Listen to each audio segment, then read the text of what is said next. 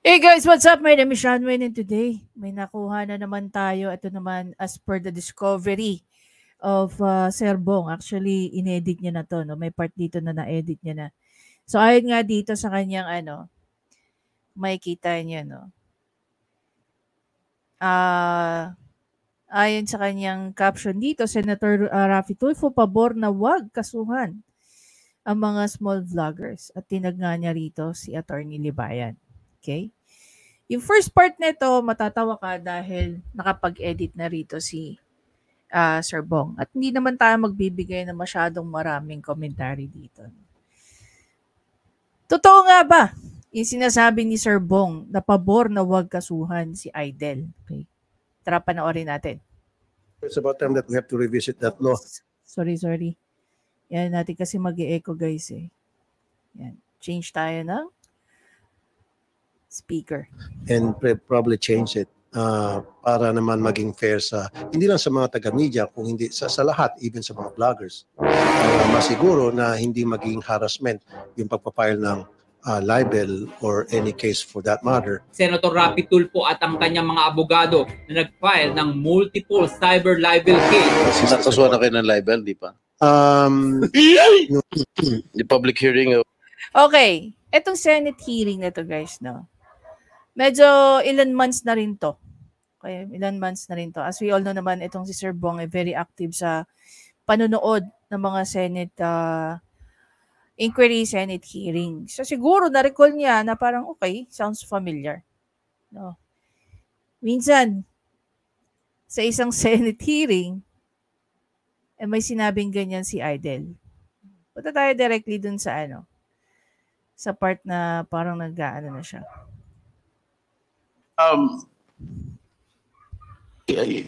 For libel, Mr. Chair, sometimes out of the most of the tactics na ini-involve sa libel, I think Senator Tulfo can relate to this. Minsan sa probinsya dinidemanda yung namin, talent namin. So if you are a starting out reporter, ang hirap. Okay guys, if you recall, ito naririnig ko lang, napapakinggan ko lang, nababasa ko lang sa mga comments. You can correct me on this one, okay? Merong nagsasabi na si Attorney Libayan daw ay kakasuhan sa iba't ibang lugar ng bansa. Okay? And then, coming from this was prior to October. And even before, ina-advocate na ni Raffy Tulfo, no, ni Idel, ang pagpapa-decriminalize ng libel. Bakit? We all know naman, mula sa kanya, sa mga kapatid niya, ilan sa mga kapatid niya, ay na-involve sa ganyang kaso. Ang pagkakaalam ko pa nga, itong si Mon Tulfo is may ongoing case sa libel. Search natin.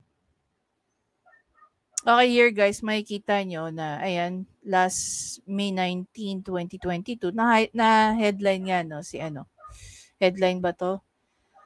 Mon Tulfo arrested for cyber libel, yada. Yan. Arrested for cyber libel, So para kay Idel, nung time na nagsasalita siya dito sa Senate hearing na to,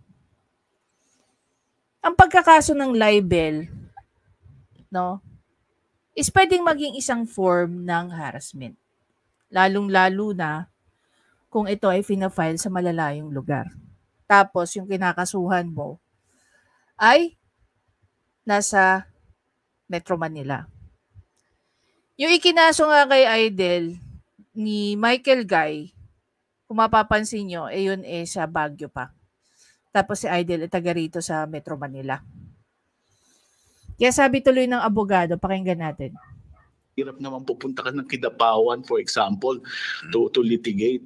So perhaps that could be an area where we can look into probably changes in the libel law, yung venue, kasi that's one way of harassing a media personnel, especially now that a media report is seen on the internet. So one common strategy is for you to file a case very far so that yung pobreng reporter will have to travel.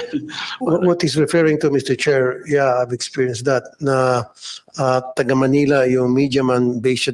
So, yan. Siya na mismo nagsasabi na yung media man, siya daw, naka-base sa Metro Manila.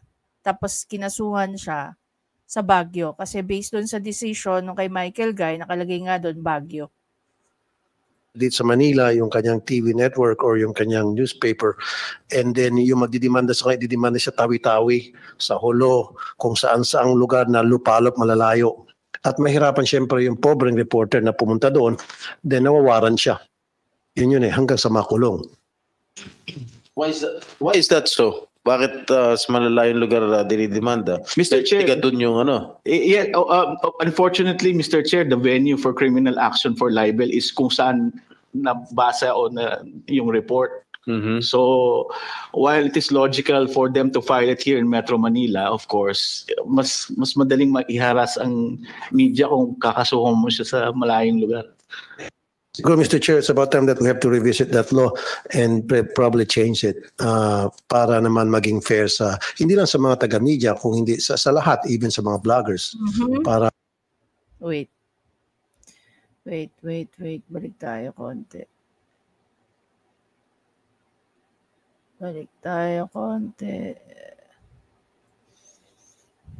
What he's referring to, Mr. Medyo bagalan natin kasi baka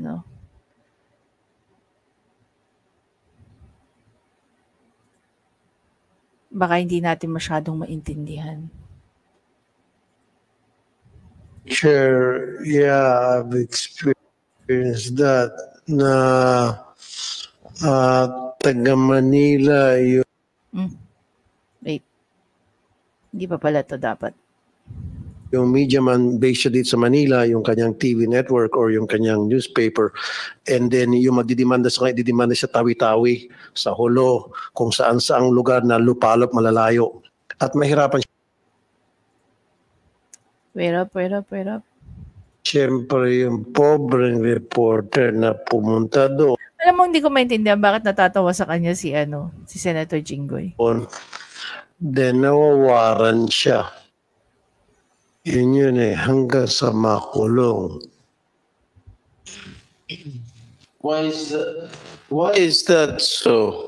Bakit sa malalayong lugar dinidemanda? Mr. Chair, doon yung unfortunately, Mr. Chair, the venue for criminal action for libel is kung saan nabasa o yung report. Mm-hmm. So while it is logical for them to file it here in Metro Manila, of course, mas madaling maiharas ang media kung kakasuhan mo siya sa malayong lugar.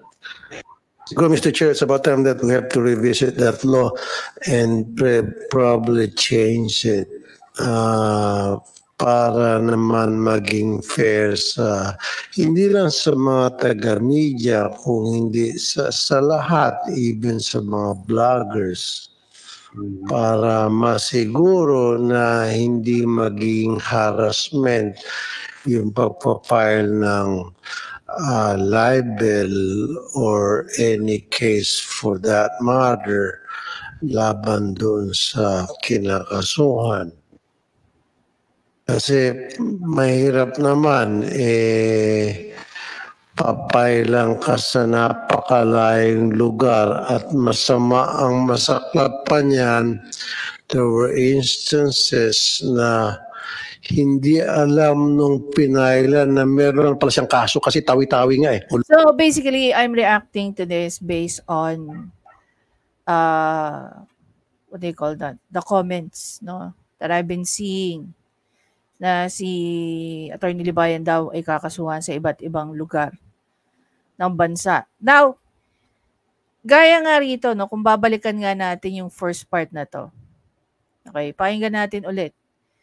yung ginawang edit ni Sir Bong. Go, Mr. Chair, it's about time that we have to revisit that law and probably change it para naman maging fair sa, hindi lang sa mga taga-media, kung hindi sa lahat, even sa mga vloggers. Para masiguro na hindi maging harassment yung pagpapile ng libel or...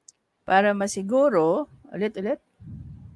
Go, Mr. Chair, it's about time that we have to revisit that law and probably change it para naman maging fair sa, hindi lang sa mga taga-media, kung hindi sa lahat, even sa mga vloggers. Para masiguro na hindi maging harassment yung pagpapile ng libel or any case for that matter. Senator Raffy Tulfo at ang kanyang mga abogado na nag-file ng multiple cyber libel case. Nakasuhan na kayo ng libel, di pa? Ayan, committee hearing. Anyway guys, kayo na humusga dyan. Ano? So again, it's another Raffy Tulfo versus another Raffy Tulfo. Diba? Parang ano pa nga rito eh. Raffy Tulfo versus Raffy Tulfo ex Tulfo vlogger. No? Parang ano lang to eh. Another story ng Raffy Tulfo versus Raffy Tulfo regarding definition ng taob. Diba? Ulitin natin. Call out natin dito si Miss Ann. Siya na rin na nagsabi sa isa sa mga naging vlogs niya or sabihin na lang natin commentary video niya na pinaghahambing lang natin yung mga sinasabi ni Raffy Tulfo. Mismo si Raffy Tulfo ang kumukontra sa sarili niya. Diba? Para nga kay Raffy Tulfo, ang pagpa-file daw ng, tama ba? Pakinggan natin sa kanya. Mas gusto ko sa kanya nang gagaling. Go, Mr. Chair, it's about time that we have to revisit that law and probably change it para naman maging fair sa, hindi lang sa mga taga-media, kung hindi sa lahat, even sa mga vloggers. Masiguro na hindi maging harassment yung pagpapile ng libel or any case for that matter. Senator Raffy. Okay, so sabi nga nila, it is clear as daylight. Tama ba? Tama ba yung pagkukot ko doon? Anyway guys, ayun. Feel free to share your comments about this. Anong naiisip nyo ngayon? Actually, nakita ko pa nga lang si Kayo na nagko-comment. Ayan nga, naka-live si Kayo kanina about an hour ago. So, pinag-uusapan dito, with the application of, alam niyo naman si Kayo, pagdating sa mga ganitong bagay, he is very expert into that. He tries to make something make sense. Yan. So, syempre, team replay naman tayo. As always, kung hindi natin sila naabutan. Anyway, dun sa mga hindi pa po nakaka-subscribe kay Kaayo, kay Teacher Mark, kay Attorney Claire, kay Direct Freddy. Yeah. Tama ba? Yan. Napaisip tuloy ako. Freddy Valera, tama? Sino pa? Yan, sila Mang Rene, si Papayo, si Paco, definitely sila Teacher Mark. Nasabi ko na ba si Teacher Mark? Sino pa ba? Si Apoluna. Sino pa ba? Yon, sa mga kaarmado, kay Queen Bratinella, kay Doc Chris. Doc Chris is very much into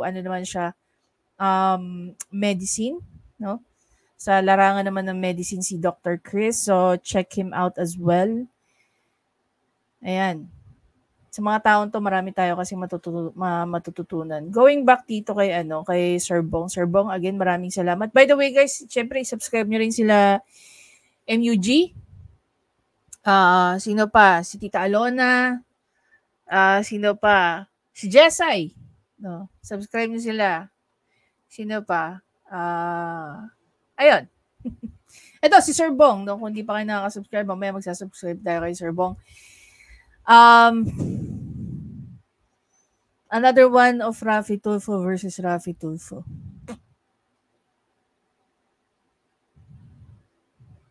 See you in the next video, guys.